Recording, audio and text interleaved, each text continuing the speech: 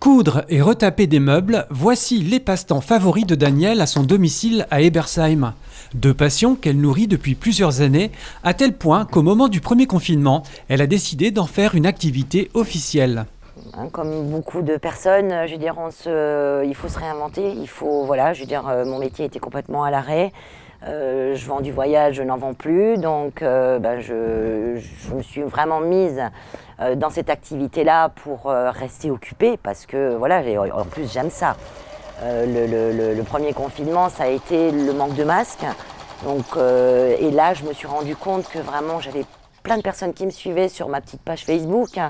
Il y avait vraiment cette envie d'eux, et puis les petits marchés que je faisais, etc. m'ont réellement donné envie de dire allez, je me lance un petit peu plus sérieusement, quoi. Ce besoin de retaper remonte en réalité à l'enfance. C'est ce que mes parents me racontent encore aujourd'hui, que le moindre petit bout de carton qui traînait, le moindre petit bout de tissu, il fallait surtout rien jeter. C'est encore le cas aujourd'hui. Je ne jette rien, je récupère tout. Parce qu'à un moment ou à un autre, j'en trouve une utilité. Donc, déjà toute petite, avec une boîte à chaussures, je faisais une maison poupée. Enfin voilà, je veux dire, c'est quelque chose qui est resté. Et puis après, c'était par rapport à mon intérieur. J'avais envie de choses, pas forcément toujours les moyens d'acheter. Donc, c'était de la récup. Au départ, c'était pour moi. Et ensuite, de fil en aiguille, voilà, ça a plu aux amis. J'ai commencé à publier. Et puis, ça s'est fait comme ça de fil en aiguille, voilà. Danielle le reconnaît, c'est en forgeant que l'on devient forgeron. Je ne savais pas travailler le bois, j'ai demandé à droite, à gauche, j'ai fait des essais, j'ai fait des erreurs. Ça n'a pas marché, on recommence. On déconstruit, on reconstruit, on rajoute du papier. Après, voilà, j'ai la chance d'avoir mon conjoint qui est dans la peinture.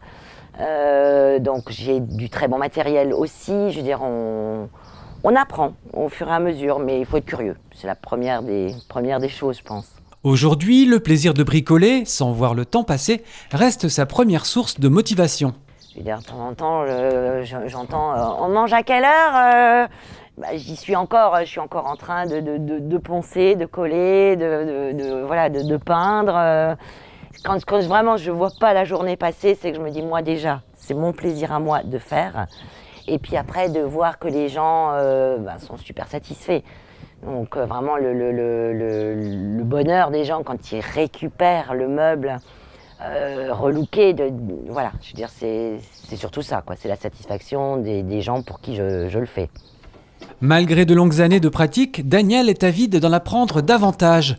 Elle entend se former à de nouvelles techniques et faire l'acquisition de nouveaux outillages. De quoi proposer de nouvelles créations à ses futurs clients.